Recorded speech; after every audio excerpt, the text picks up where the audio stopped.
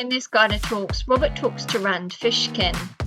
Rand is the co-founder and CEO of SparkToro. He's dedicated his professional life to helping people do better marketing through his blogging, videos, speaking, and his book Lost and Founder. In 2004, he created SEOmoz blog, which over the next decade became the world's most popular community and content resource for search marketeers. In 2018, Rand founded SparkToro and published his book Lost and Founder. Robert and Rand spend an hour discussing the state of play for digital and Rand's insight into how to run a successful agency, along with taking questions from other digital agency leaders. Rand gives his open and honest opinion on everything digital in this must-watch interview. Hello and a really big welcome to the GYDA Talks. And today I am absolutely delighted to have who can only be described as a legend in his own lifetime, which is Rand Fishkin. Those of you who don't know Rand, you have to read the book. Lost and Founder, which is one of my favorites. I buy the book by the dozen and give it away to clients. So Lost and Founder, Moz, SparkToro, these are the things that he's famous for. But without further ado, let me introduce you to the legend in his own lifetime, Mr. Rand Fishkin. Hello, Rand. Hi, Robert. Thanks for having me. It's absolutely fantastic. I guess the starting point for those, if there are people in the agency world who don't know who you are, if that's possible, would you just like to give us a quick kind of intro, background sort of paragraph on where you've come from and what you've done? Sure. Yeah. The short version is that I dropped out of college and started working with my mom, Jillian, doing web design, and then started a very small SEO consulting agency out of the ashes of that business. That became a very popular blog called SEOmoz, and then later shortened to Moz, which raised some venture capital, became a software company. Today is tens of thousands of customers and somewhere around $50 million in revenue. I was CEO for a lot of that high growth period for Moz, stepped down from that role and left the company a few years later and started this one, SparkToro, which is not venture backed, certainly has aspirations to grow, but not in the same ways and fashions. I, after having experienced a lot of the ins and outs of it, am no longer a fan. In fact, I think many folks would call me a harsh critic of, of two worlds, really. One of Google and the way that they participate in the macroeconomic picture around the world, and also the monopoly of search, and also of venture capital, which, of course, Google was a venture-backed company itself, and I have worked with and led and raised venture and pitched lots of VC. And I think both of those ecosystems are pretty broken, and that there are better ways to do things while still being a staunch capitalist. I'm sure we're going to get into all of that. I've got a bunch of questions from our community, and I think there is a real issue about how people work with Google and how they feel about working with Google. But before we get on to that piece, let's just a couple of questions I'd like to ask you. I mean, there's this kind of myth, and I love it. You say identical thing in the book, that we call it the American dream over here, which is kitchen table, dining room table, garage, industrial unit. And then along comes this big multinational, with a check for $100 million, richer than your wildest dreams, and everything's perfect.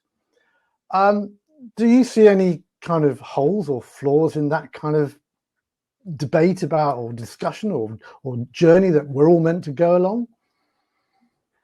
Well, so I think there's a bunch of weird, hard to stomach things, and potentially some really serious ethical flaws in the whole structure, right? The whole concept behind it. So, Robert, I don't know. I don't actually know what your experience has been like, but mine has been one where, my my income has fluctuated quite a bit. I made the most that I've ever made as a salaried employee of Moz, but the stock that I had there is still illiquid. It's still held. I don't know if it'll ever be worth anything someday, right? But I just these days in the book you've got this wonderful graph which has got an employee developer, standard developer growth, and he starts off at like $100,000 and he's just going dot, dot, dot, dot. And then there's your income that's going, wee, wah, wee. Yeah, and that's exactly right. And I think one of the odd things to realize as a startup founder is, you can build a company that's worth, $100 million, $200 million, $500 million, and still be making less than much of your senior employees, be making less than, an engineer at Microsoft or Google or Amazon or Facebook.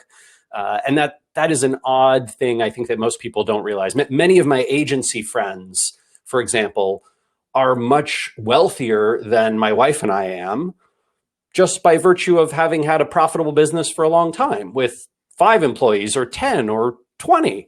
And that always, I think, surprises them when they realize, like, wait, Rand, you led a company of 200 people and you raised $30 million of venture, and Moz was doing $50 million a year every year and spitting off $5 million in cash. What do you mean you don't have money for that kind of thing? So I think that those are oddities to realize and understand. Another thing that's very strange about the whole American dream, and then this sort of new dream of startup sale, is it is very, I think, difficult in the moment to reflect on your individual impact on an ecosystem, right? As an individual building one company.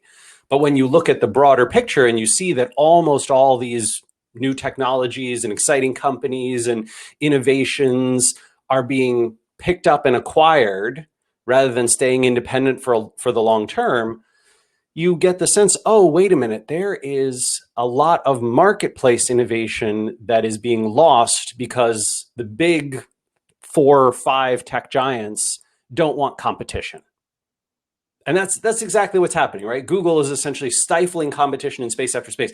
It's really hard to imagine a world where Google didn't own Google Maps, where there weren't 5 or 6 or 10 or 20 different players in the maps space, right? In the world of local information and mapping technology and all these different things. Instead, we have one major player and one sort of half indie player, right? In social media, you've got Facebook and then a bunch of almost Rands, right? Your TikToks and Twitters and that sort of thing. In phones, you just have Google and Apple. It's weird. So Google started with Do No Evil, and then they discovered revenue from advertising, and that seemed to be in public markets. Sorry, I think they really.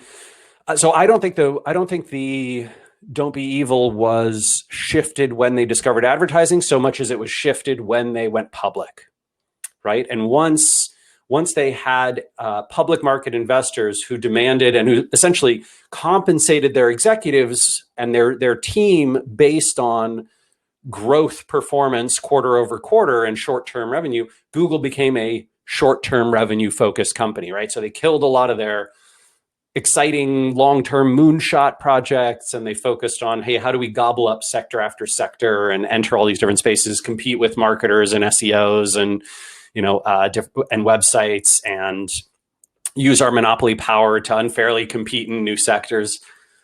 Not so great, right? And do you think that I mean, that's what you go to? We went to business school to do an MBA to discover how to do that kind of stuff. I'm not saying why. Well, I agree. I'm not saying I approve of it. It's like whatever happened. Small giants. Whatever happened to running a great small business with great people that you do great stuff that you love and you enjoy and you sleep well at night and you're not going to get a brick put through your window. So I'm not saying I'm not a great, having done the business school thing. I'm not saying I approve of it. I wonder whether do you think it's possible to run a large corporate and be good, because it's almost like there's a client of mine told me about this great bell curve they'd invented. There's like a bell curve, and on the very left it's like really cool people but not making loads of money, and then it goes up to this perfect point where we're really cool and we're making really good money, and then the bell curve goes back down to we're making ridiculous amounts of money and we're monetizing things very efficiently, let's put it that way. Yeah. And he said there's a tipping point where you cease to be nice and you start to be just a money machine. And what I guess do you think there's this place where you can make really good money, capitalism, make money, do good for people, look after your people without simply chasing the goal of increasing shareholders' earnings year on year?